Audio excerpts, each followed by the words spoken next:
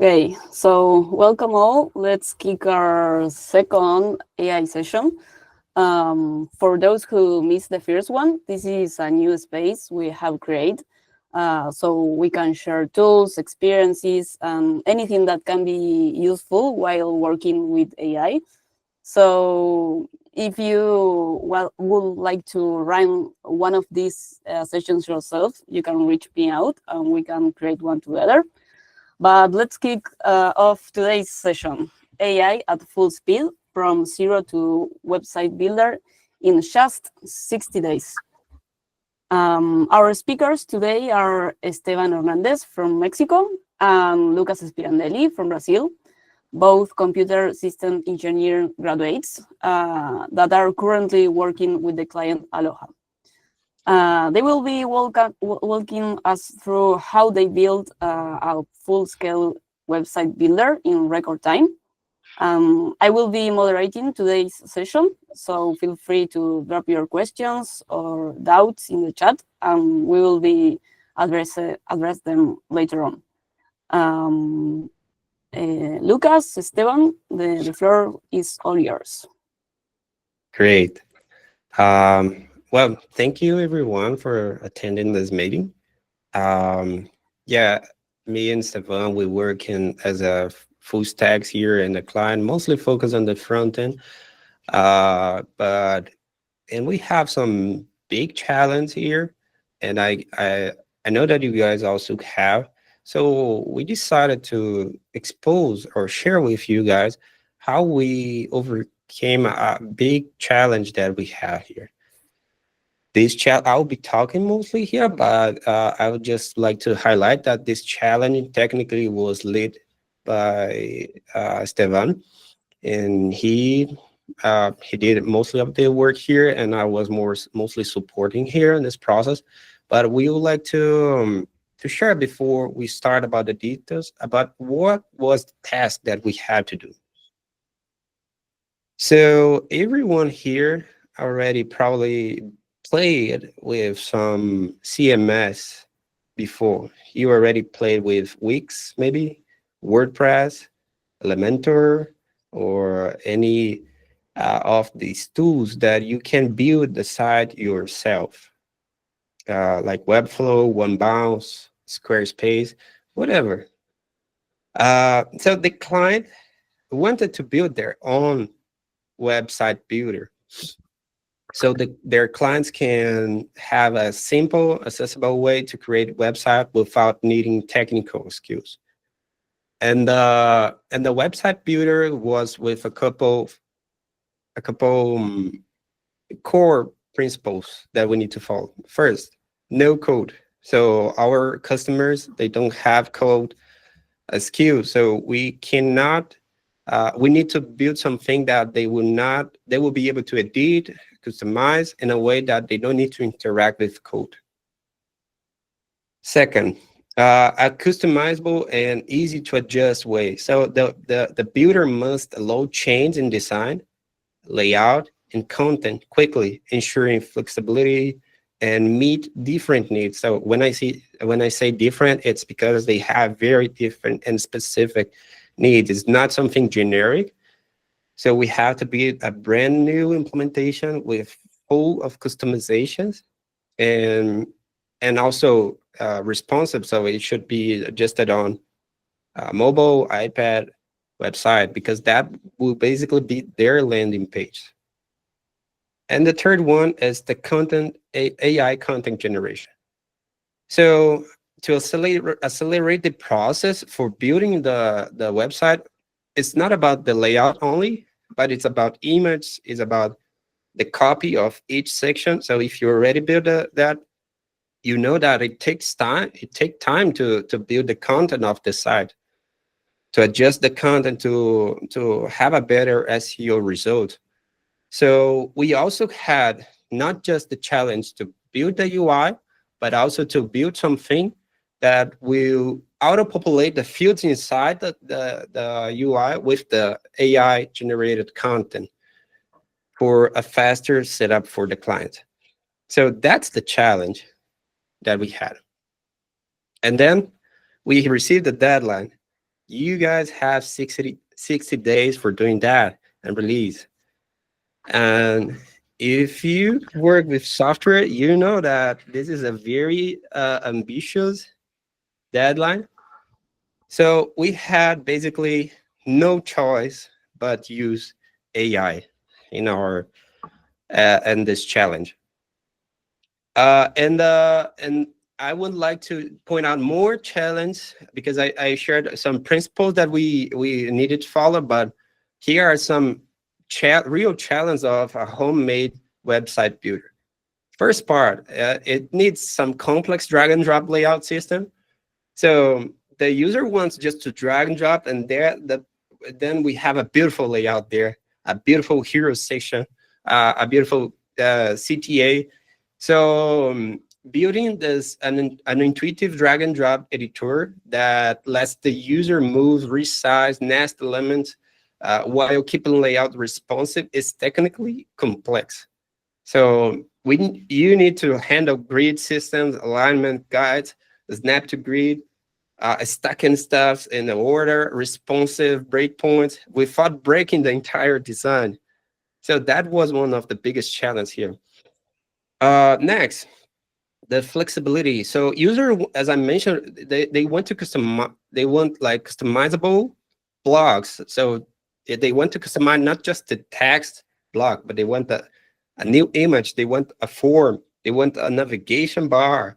But too much flexibility can overwhelm and not, can be overwhelming for non-technical users. So we had to do this balance before um, when we were implementing. As I already mentioned, another challenge is the responsive, because it should be responsive for mobile, iPad, and desktop. So yeah, I don't want to get in detail here, but that's it. For hosting, so we are not just building, but we are also deploying. So we need to care about the SEO. We need to care that the website load fast. We need to make sure that the HTML is not breaking the CSS when we compile it looks good. Whether the site will be inside since the website was inside the platform, we need to also to integrate with custom domains, CNAMEs. So do you imagine that it's getting a more like an infrastructure complexity here as well?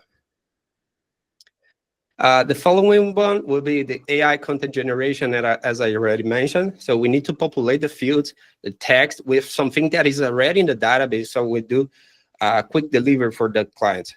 And unless everything is white label. So the logo is customizable, the text, everything is basically customizable. We create a template that applies for everyone, and then they can customize based on that. So as I mentioned, again, we had no choice but use AI for this project. Before getting into the project or the AI, I just want to explain briefly for those that are not that have much context, or you don't, if you maybe you don't know this, but when we were talking about LLMs, we have a big difference when creating tokens versus words. So words are how we write. It's our human way to say something. So when we talk to AI, there's this difference between words and tokens. So as I mentioned, it's our natural language, the words, but tokens are what the AI breaks into text into. So they can be full. A sentence can be full of words, but maybe have just few tokens. So when we say a word, AI understand a token, and that's important because if you list, for example, ChatGPT is awesome, we see 4 words maybe here or 3 because we can consider ChatGPT is one word, but AI understand 5 tokens. So because it break down, for example, chat G it's one, PT is another, so it breaking down in multiple tokens. And it's important to say that because tokens affect the cost, the speed, and limits. I just bring here an example, because the newer models that we use, why we normally see them very, like, they are faster, they are smarter. So you can access this tokenizer online in the OpenAI platform, and they have a good comparison. When you switch between the modules, you see that the tokens, for the newer um, modules, the tokens they get, for the same size of the string, we have fewer tokens. So that happens because it's like the AI, it's getting used to understand longer chunks, longer sentence. And this means that fewer tokens means like faster and cheaper requests for us. So if before ChatGPT was 3 tokens, like ChatGPT, now new models, they are considering that just like a ChatGPT 1 token. So that helps us to have fast and less expensive requests. And why I'm talking about tokens here? Because we need to introduce also another concept before we're talking about how we being handled, how we using AI, and how we can understand how to improve or how to take more advantage from this, um, inside the concept about temperature. So what specifically is AI temperature? It's basically a paradigm that defines how creative or determinist the output will be. Let me give you an example. So a high temperature of the AI will explore many possibilities. Will be like great brainstorm, storytelling, generating ideas. The output will be a little bit inconsistent or unreliable. But the low temperature becomes more predictable, great for tasks that require accuracy, consistency, precision. The risk maybe it's that because it's too safe, it sometimes takes some repetitive tasks. So when you are switching modules in your GPT account, probably you are switching also the temperature there. So I just bring here this example for you. I put in the AI Studio for Google because there you have the possibility to switch the temperature. This prompt: finish this sentence. The period opening the treasure chest, and so that's the what I wanted the AI to complete. The temperature, when the temperature is very low, it completed the sentence in a very normal way, a predictable way. So the period opened the treasure chest and found piles of gold coins shimmering in the lantern light. But when we increase the temperature there, we get a different and very weird result. So the period opened the treasure chest and discovered lives salsa band of parrots. We need plenty sombreros. So this is weird, but this is AI being more creative. Just for you to have an idea what it does on Sora, this is when we get a very low temperature, and this is when we get a very high temperature, like some parrots flying over the treasure chest. Nothing makes sense here, but this is AI being creative. And then we reach a point that we want to discuss here. Why temperature is important and how code agents lower the AI temperature. So if you try to search by a solution of a code on ChatGPT directly, you probably will see that it's trying to take some path that you didn't want it to. So sometimes you want just it to use like a tailwind solution for you, or you just want to use, if you are using a backend, you want some I don't know, Node Express solutions, but it respond with a Nest.js solution. Or if you ask something about just like a code sentence, no code indication, and you want sometimes the response in JavaScript, but it answers at you in Python. That happens because the AI, it's in a high temperature. It doesn't have context about what you're saying. So I like to compare this because it's I think we had a big jump between the interface that we have for the normal AIs like Grok or GitHub to when we get in code agents. So tools like Cursor or Copilot, they leverage the code base, so they understand what's happening. So we thought the context AI can generate very unpredictable code requiring a heavy review. And that's the point that we always discuss. Oh, we cannot push code, AI generated code without reviewing that. It's because it's very unpredictable. We don't know how the AI will write if we write in our standards in the way that we want. So the code become less reliable.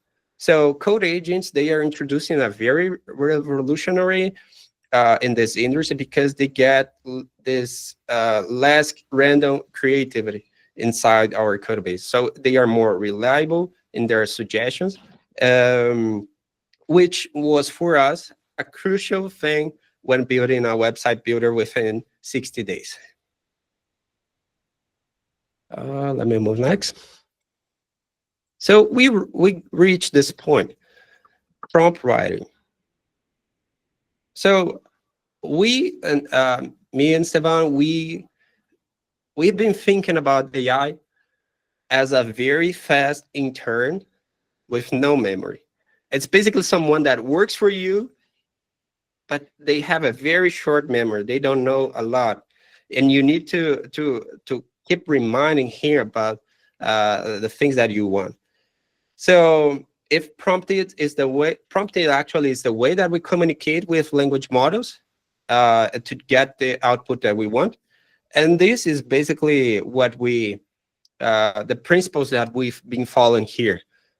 You get exactly what you ask for. So if you ask a code, it will give you a code. Doesn't matter if it's a Python, it's a Jade file, if it's whatever. It will give you code. It's not false, but maybe it's not accurate. The second principle, it's like if it's vague, it will guess. It guesses only. And the third one, it's if it's specific, it shines. So that's the principle that we've been following. And I'll hand off to Esteban.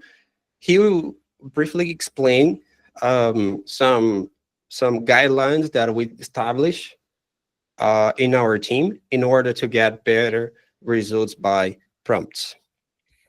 Thank you, Lucas. Well, as Lucas said, we use some guidelines in our project, and we set up that in Cursor and Visual Studio.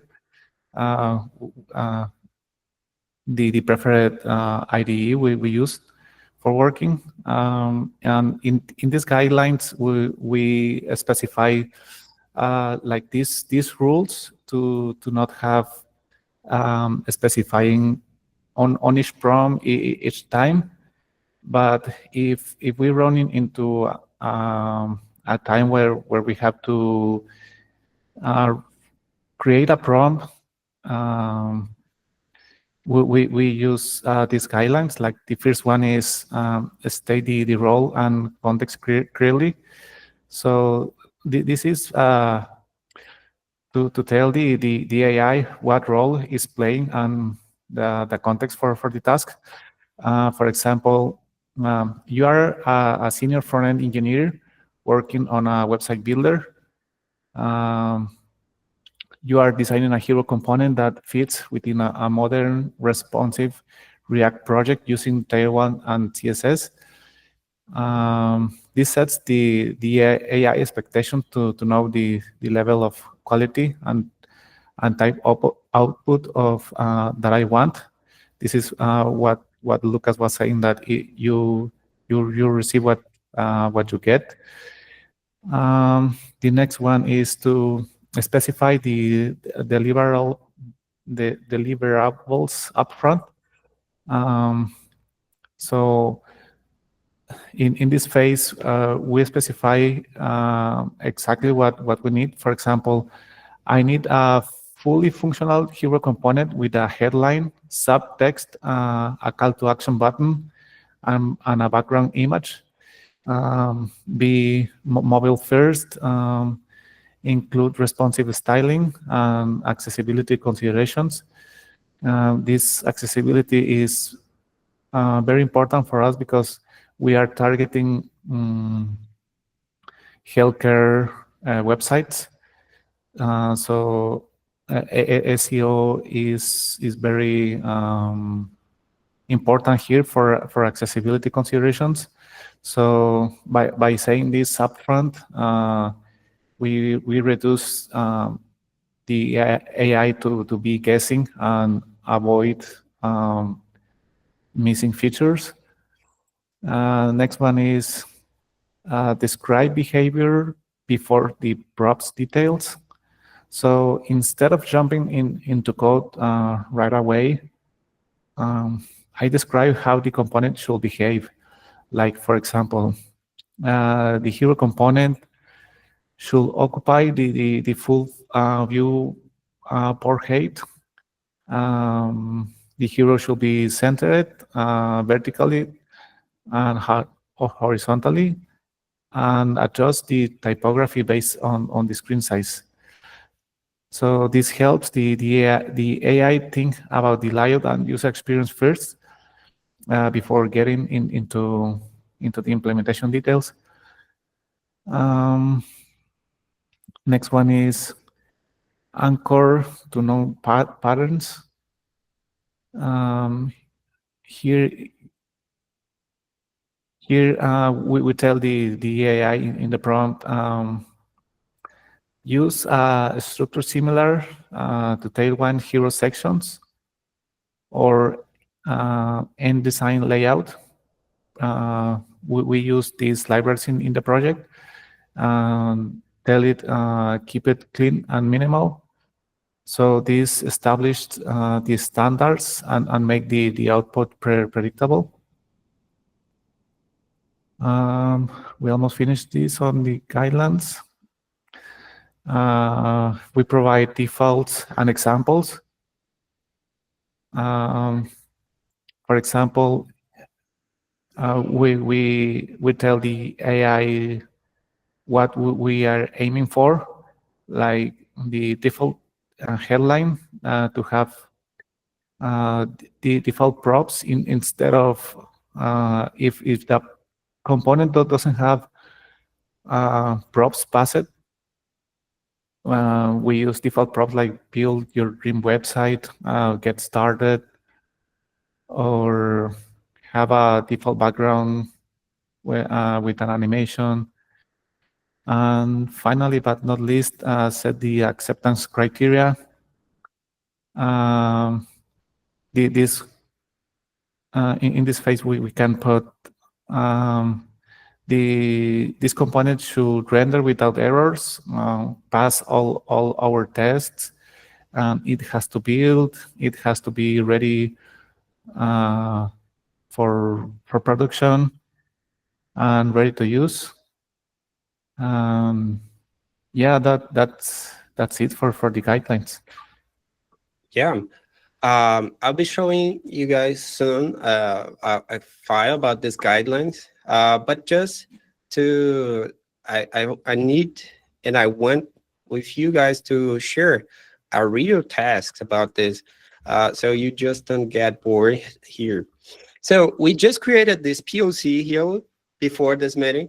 It's like a website builder. We can drag and drop. And I want to highlight that we did entirely with AI this, but we want to build something together in this call with you. And for this, I think we choose the hero module. And I already created a hero module here with very poor details in the description. So I create this I'm here on VS Code. I created this prompt: create a hero craft.js component and list on element sidebar. We should name this poor hero. So it created properly the hero, and let's check. Okay, it's not even working when I try to wrap. So that's how works, and we can think, oh, AI, it's still useless. We cannot work. We cannot trust 100%. So before the meeting here, we've been preparing a prompt, and how it's a big prompt, but how we build that, it's what I want to share with you. Let me copy this here. I'll paste here in the bottom, and this is the prompt that we have. You can think, oh, how many hours you spend on this prompt? Actually, we spend less than 5 minutes here, because we wrote a prompt to ChatGPT give us a prompt that will align our expectations here. So we wrote a basic prompt here, like, hey, we have these standards here in this project. Create a prompt to support a full hero component, and we want a lot of specifications here. So let me split this here. So here are the roles, as Esteban was saying. So you are a front-end senior engineer. You work a React-based application. You're working with Craft.js library, TypeScript, Tailwind, Sass. So we are just telling, oh, impersonate this profile here. Second, we listed out the deliverables here. We want a hero component. We want a hero settings component. We want to set interface in TypeScript. We want to add test attributes and the behavior functionality. Oh, yeah, that's it. So, and then we come to behavior and functionality. The visual behavior, it should be displayed a full width section with color, background, customizable. It should support responsive, overlay, I won't go through everything because we need to save some time here. And then content structure. So we should have a headline, a second subtitle, call to action, just as something normal that we expect from AI. So this here, it's a prompt that was generated from AI already. We didn't invest a lot of time on this, actually. It's something that you can do very quickly. And once you put here with this very detailed specification, we're going to see what it works. I think it's missing. Yeah, let's run this together here. So let's wait. I'll commit this change just to have it clear here what it's been doing in the background. It shouldn't take too long.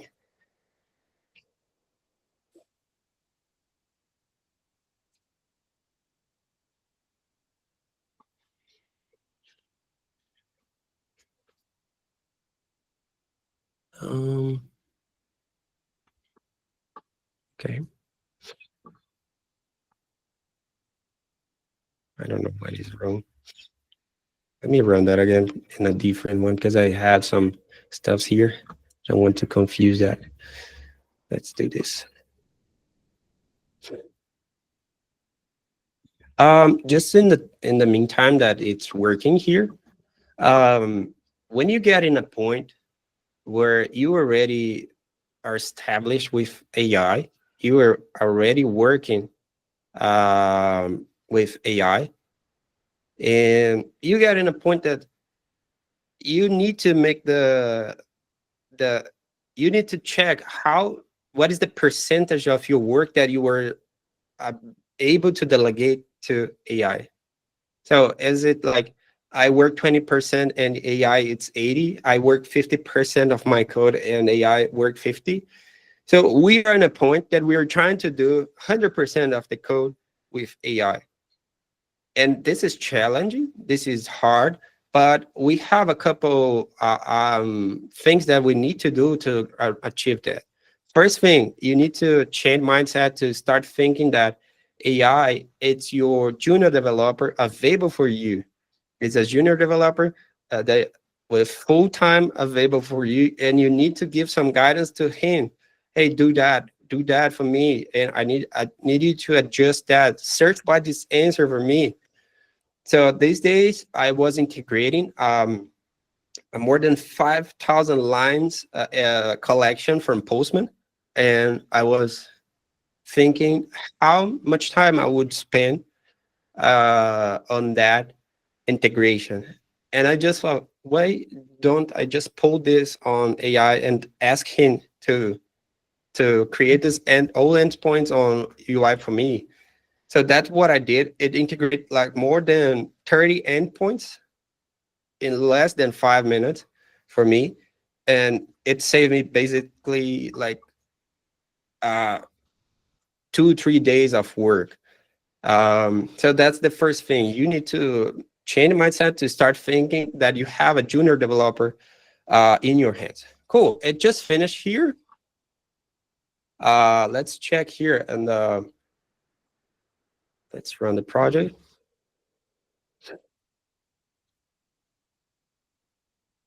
Okay, it created a hero section. Let's check if it worked. It working. Let's customize this a little bit. So when I click here, I see we see multiple props here, which is good. It's very complete. We can change the button label and anything here. And I ask you, Estevan, that you've been working mostly with the website builder. How long would you take to create this entire component here if you would craft it like from scratch, handmade? I feel it will take me like a full day to create this only component with all those specifications and testing that it will work on desktop, tablet, and mobile. And you just create it in 2 minutes. Oh yeah, cool. Yeah, so that's the beauty of this stuff. I think sometimes we think like, oh, we stop learning if we rely on AI to do our stuff. But I think we get potentialized if we start thinking about that, because on our clients, on our work, we're going to be thinking more about business. We're going to be thinking about making decisions, and that is what is really what really add value to the company, to the clients. They want people that decide. They want people that think, and just not in the operational. They are not stuck like changing a label color. They want people that really add value to the company. So as I was saying, just to close this, after we change the mindset to start understanding that we have a junior developer for us, available for us, also we've been working also to improve the prompting quality. As I mentioned, the prompt is the way that we discuss with AI, that we translate the ideas that we have in mind to AI for now. And then we come to a shortcut, because you don't want to spend or invest a lot of time writing prompts. It's boring. You can save some time there. So just for showing you guys, with Estevan here, we created this guideline, our file here. So this is summarizing basically what in every prompt we want from AI.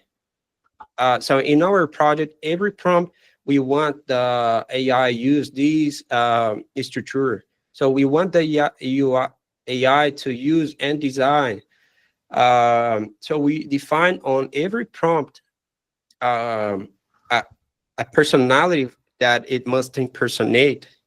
We want to reuse code. We want to reuse, just not create. So check for existing code before writing something. We want to use Tailwind first as our approach. So don't write inline CSS. So those are things that we normally have to always explicit in our prompt. So by creating some kind of guideline, we save a ton of time, because it always already have it here, and we don't need to rewrite every time that we rewrite a prompt.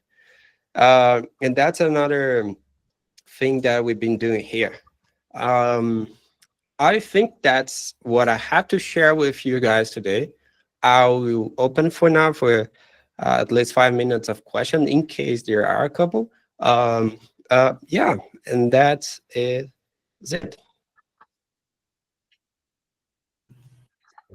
Thanks, Lucas and Esteban.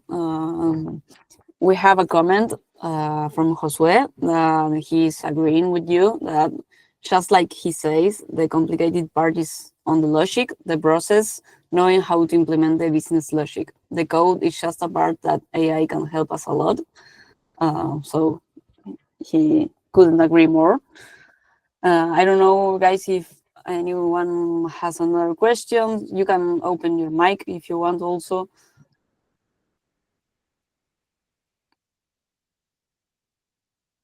Okay, I think no questions. Maybe they can reach to Lucas or Esteban whenever you want. Thanks one more time for sharing your experience, guys. Thanks everyone for joining today. I hope to see you very soon in another AI session. Thanks. Thank you, Thank you, everyone, for attending. Thanks. See you guys. Bye. Bye-bye.